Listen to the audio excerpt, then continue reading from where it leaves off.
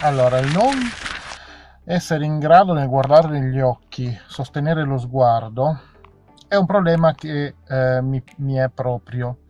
Ho avuto questi problemi per molti anni, fino anche in età adulta. Mi ricordo quella che poi divenne mia moglie, che molto spesso quando le parlavo mi diceva: ti ricordo che i miei occhi sono qua, perché guardavo in basso, se lei pensava chissà dove guardassi.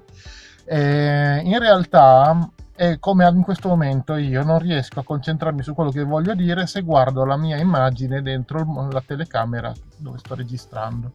Però negli anni ho migliorato questa cosa, ho imparato a sostenere lo sguardo per delle chiacchiere di circostanza. Comunque non riesco, quando devo fare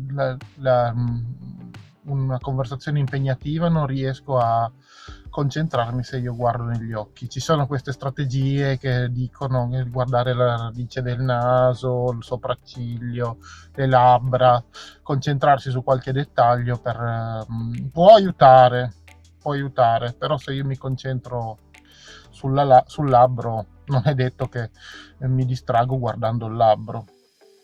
Comunque riesco a capire anche che è un problema sociale, perché io stesso mi rendo conto con mia figlia che quando non mi guarda che le parlo non riesco a capire se mi sta ascoltando o no, e io sono il primo a chiederle: mi guardi negli occhi ogni tanto, anche se so qual è il problema e non è che insisto più di tanto.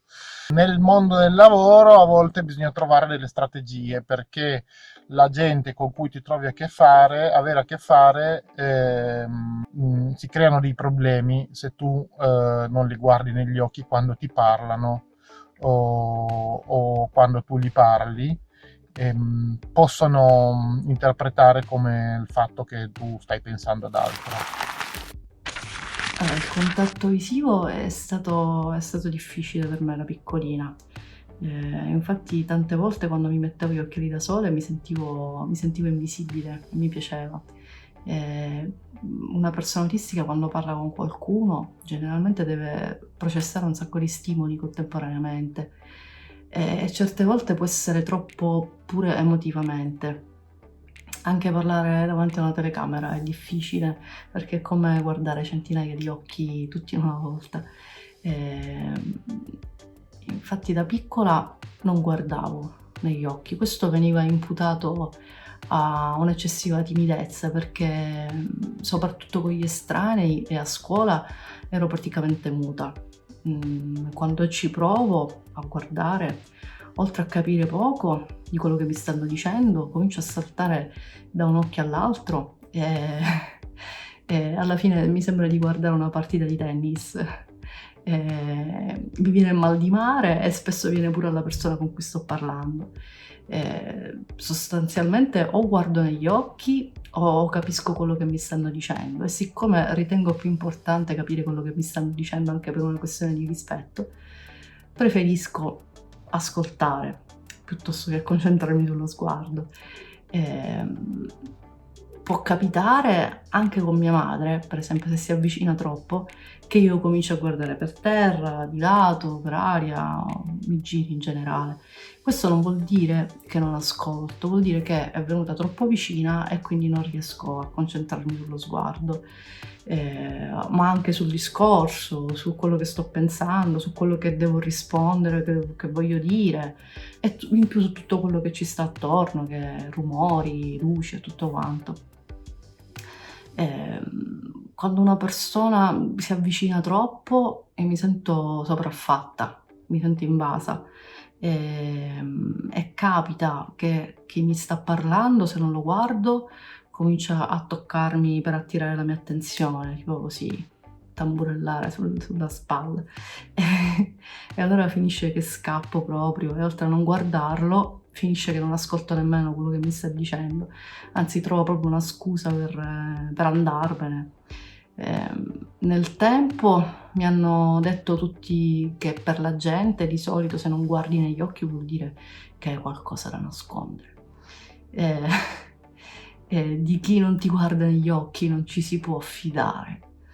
E quindi ho iniziato a cercare dei compromessi. Ho cominciato a guardare in un punto e mezzo agli occhi, qui, il naso, più o meno.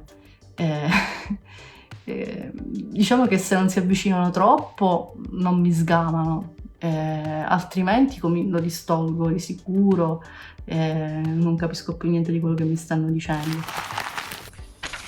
Il problema col contatto oculare. Dunque, il problema quando mi succede, non sempre, non è sistematico, mi succede a volte con alcune persone, non so da cosa dipende, e succede che mi sento assorbita da questo sguardo come fosse un vortice che ti cattura, forse perché cattura l'attenzione in modo eccessivo, non lo so, mi sento come le vertigini, esattamente come vertigini.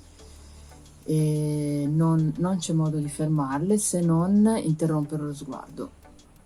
Nessuno si è mai accorto di questa cosa che avevo, nemmeno da bambina, perché ho imparato velocemente a non guardare negli occhi, ma a far finta di guardare negli occhi. Guardo tra il naso e l'occhio, oppure subito sotto l'occhio, le ciglia sotto, e così sembra che guardo negli occhi, ma in realtà non sto guardando negli occhi. È l'unico modo che ho per superare la cosa. Non c'è altro modo. Si impara a fingere di guardare negli occhi. Ho imparato anche che non serve guardare costantemente negli occhi. Quindi se inizia una conversazione, presti attenzione allo sguardo, o appunto guardo tra il naso e l'occhio inizialmente, poi distrai lo sguardo, poi riporti lo sguardo successivamente, ma comunque non serve stare fissi sugli occhi, quindi anche questa è una tattica.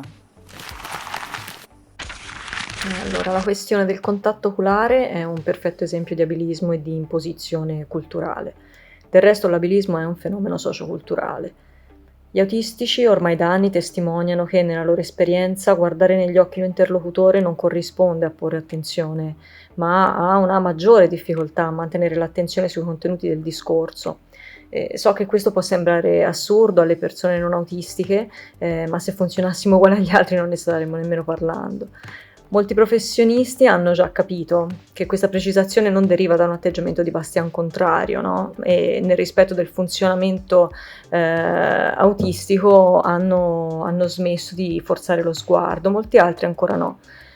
Quindi mi viene da pensare, da chiedermi se un ragazzo che ottiene di saper guardare negli occhi un interlocutore, cosa ha guadagnato? Ascolta meglio? Non necessariamente. Risponde meglio, è in grado di formulare meglio una risposta? Non necessariamente, anzi a volte è il contrario. È più a suo agio? No, perché ha dovuto sforzarsi di impararlo, non gli veniva certo spontaneo. Fa sentire voi più a vostro agio? Ecco, sì, scommetto di sì, perché si comporta di più come voi e meno come noi. Vi è più facile ritenerlo conforme, abile, leggibile. Questo si chiama appunto abilismo ed è quello che combattete voi stessi ogni volta che vi arrabbiate con un insegnante perché non tiene conto delle differenze di vostro figlio e non le rispetta, ad esempio. La nostra cultura ci insegna che guardare negli occhi è segno di rispetto, attenzione, sincerità, ma i significati culturali non sono significati reali. Non è necessariamente vero che una persona che non mi guarda non mi sta ascoltando o mi sta mancando di rispetto o mi sta mentendo. Possono esserci molti altri motivi partire da certi preconcetti. Crea un sacco di fraintendimenti anche tra persone non autistiche. Quindi se esistesse ad esempio una cultura autistica e vedessi una persona che mi fissa negli occhi in faccia mentre gli parlo, probabilmente mi starei chiedendo se mi sta contando le sopracciglia, che è più o meno quello che farei io dopo avergli mappato tutte le rughe, notato tutti i segni della pelle, i nei e valutato il grado di idratazione della pelle. Quindi, come dire, veniamoci un po' incontro.